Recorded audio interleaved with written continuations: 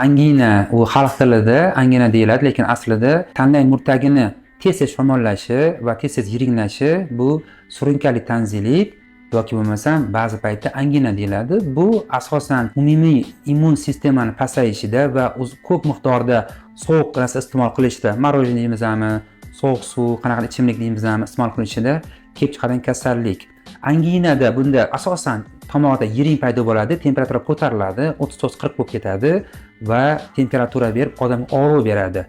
Surunkali tanzil umuman boshqa narsa. Surunkali tanzil bu bir necha bor tomog'ida og'rish kuzatilishi natijasida tanlang murtagida lakunlarda yiringli probka paydo bo'lishi va bu uzoq muddat davom etsa agar bu narsa qaytalansa, ya'ni bo'g'inga, yurakga, ba'zan pochkaga, ya'ni bu yerga ta'sir qiladi.